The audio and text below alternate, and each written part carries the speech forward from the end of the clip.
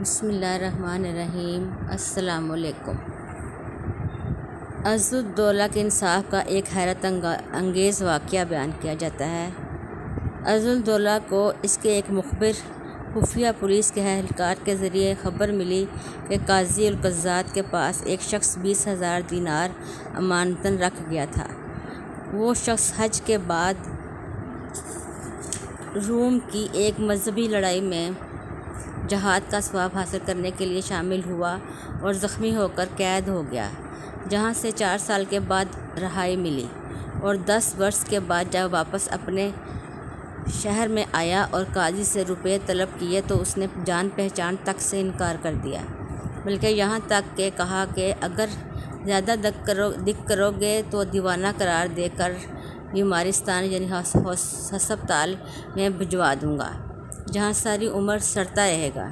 بادشاہ نے اس شخص کو بلوایا اور اس سے ساری داستان مفصل سنی اور 200 دینار خرچ کے دے کر رخصت کر دیا اور کہا جس وقت میں بلاؤں اسی وقت جہاں ہو جس حال میں ہو چلے آنا۔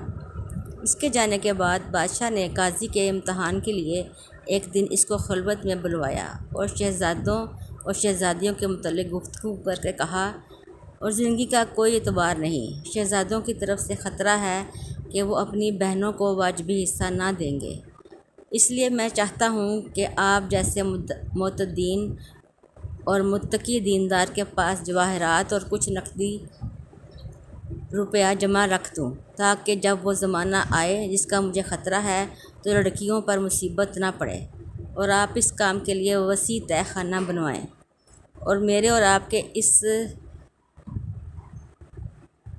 آپ کے اور اس علام الغیوب کے سوا جو دلوں کے تمام حالات جاننے والا ہے اور کسی کو اس کی خبر نہ ہو۔ بادشاہ نے 200 دینار تہ خانہ بنوانے کے لیے بھی دیے۔ قاضی صاحب دل میں خوش ہو کر رخصت ہوئے کہ بڑھاپے میں خداوند کریم نے سنی۔ اس قدر مال مفت ملنے لگا ہے کہ جس کی کبھی توقع ہی نہ تھی۔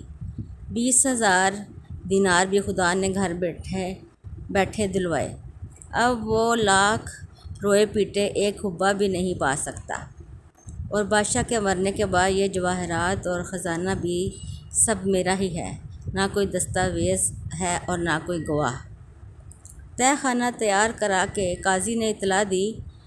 بادشاہ نے 140 آفتابوں میں دینار اور 3 ڈبوں میں مروارید اور چند پیالوں میں یاقوت لال فیروزہ بھر کر خزانے میں پہلے ہی رکھوا لیے تھے۔ قاضی یہ دیکھ کر نہال ہو گیا۔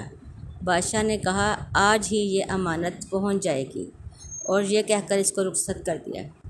اس کے بعد اس مظلوم کو بلوایا اور کہا آج قاضی سے جا کر سختی سے تقاضا کرو، اگر وہ نہ مانے تو کہو میں بادشاہ سے کہہ دوں گا، جو آپ کی عزت کو خاک میں ملا دے گا اور مجھے میرا روپیہ بھی دلوا دے گا۔ وہ شخص گیا اور سختی سے تقاضا کرنے لگا۔ قاضی نے سوچا اگر اس کمبخت نے شور مچایا تو شاید بادشاہ تک نوبت پہنچ جائے، اور ادھر بادشاہ نے آج ہی خزانہ بھجوانے کا وعدہ کیا ہے، ایسا نہ ہو کہ اس 20,000 کے بدلے وہ لاکھوں روپے اور جواہرات ہاتھ سے جاتے رہیں اور بے اعتباری اور بے عزتی الگ ہو۔ یہ سوچ کر اس کی ساری رقم دے دی اور کہا جو کچھ اب تک ہوا وہ تمہارے ہی فائدے کے لیے تھا، اب تم صبر نہیں کرتے تو لے جاؤ، ہمارا کیا ہے تمہارا ہی مال ہے۔ وہ شخص دینار مزدوروں کے سر پر اٹھوا کر بادشاہ کے پاس لے گیا۔ بادشاہ کو معلوم ہو گیا کہ قاضی نے واقعی خیانت کی ہے، اور اگر اس کو ان جواہرات کا طمع نہ ہوتا تو کبھی وہ امانت واپس نہ دیتا۔ بادشاہ نے قاضی کا تمام اسباب ضبط کر لیا اور اس کو عہدہ قضاء سے ہٹا دیا، اور اس کی ضعیفی کی وجہ سے اس سے زیادہ کوئی اس کو سزا نہ دی۔